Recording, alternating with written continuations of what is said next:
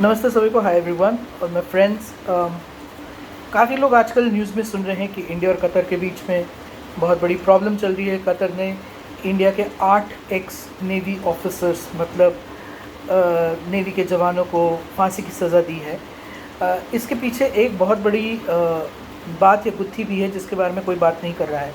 वो बात यह है कि असल में कतर की एयरवेज़ जो है, कतर एयरवेज़, उसके ऊपर करीब करीब $8 बिलियन के बैक टैक्सेस का अभी केस आया है, जिसकी वजह से कतर जानबूझ के इंडिया पे प्रेशर बनाने के लिए ऐसा कुछ हरकत सोच रहा है, करने की कोशिश कर रहा है।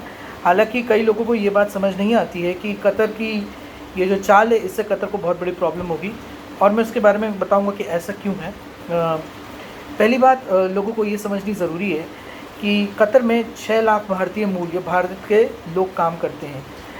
अगर आप कतर का गैस का आउटपुट हटा दीजिए, जो काफ़ी बड़ा हिस्सा है उनकी इकॉनमी का, जो 6 लाख मूल के भारतीय लोग हैं जो काम करते हैं, उससे कतर की जीडीपी का 18 से 20% का डायरेक्ट रिलेशन है। मतलब अगर ये ऐसी कोई सज़ा होती है जिसकी वजह से भारतीय मूल के निवासी वहाँ से छोड़ते हैं, किसी और देश के भी छोड़ते हैं, तो कतर की इकॉनमी में बहुत बड़ा लोगों की या काम करने वालों की, मैन पावर की शॉर्टेज हो जाएगी। दूसरी बात ये समझनी बहुत ज़रूरी है कि कतर का सबसे बड़ा एक्सपोर्ट है गैस। एक्चुअली कतर ऑयल में भी इतना बड़ा नहीं है, तेल में इतना बड़ा नहीं है, सिर्फ गैस में है। और गैस के लिए इंडिया एक्चुअली दुबई से ऑलरेडी रुपये में गैस खरीद सकता है।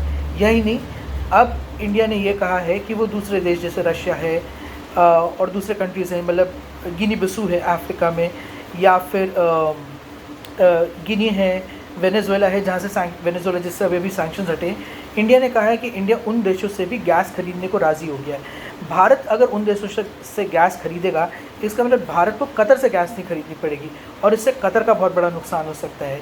तीसरी सबसे बड़ी बात यह है कि कतर करीब करीब सभी देशों के साथ 20 साल से लंबे वक्त की डील्स करता है, मतलब 26 साल, 28 साल, 23 साल की डील्स करता है, चाहे वो जर्मनी हो, यूरोपियन यूनियन या किसी और भी देश, कोई भी देश हो। ऐसा ये इसलिए है क्योंकि पहले यूरोप रशिया यूक्रेन वॉर से पहले रशिया से गैस खरीदते थे, पर क्योंकि रशिया यूक्रेन वॉर हुई और यूरोप ने अपनी तरफ से रशिया की गैस पे सैंक्शन लगा दिए हैं, तो अब यूरोप के पास बहुत सारी जगहें नहीं है जहाँ से वो गैस खरीद सकते हैं। इस वजह से यूरोप को कतर से गैस खरीदनी पड़ रही है, पर ऐसी मुश्किल भारत के लिए नहीं है। भारत ने कतर को सिर्फ 8 से 10 साल की ही गैस डील ऑफर करी। कतर ये ज़बरदस्ती एक क्या कहते हैं, प्रेशर करने का एक टैक्टिक या तरीका यूज़ कर रहा है, जिससे वो सोच रहा है कि वो भारत को किसी तरह इस बात पे ढाल देगा कि भारत लंबे समय की गैस डील्स करे। पर ये भारत ने ऑलरेडी बोल दिया है कि वो ये नहीं करने वाले हैं, वो 8 से 10 साल के लिए ही करेंगे और अगर कतर नहीं गैस देना चाहता है तो ना दे।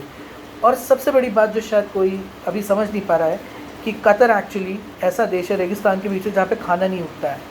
वो अभी भी करीब 40 से 50% कई चीज़ों में भारत से खाद्य पदार्थ इंपोर्ट कराते हैं, मंगवाते हैं।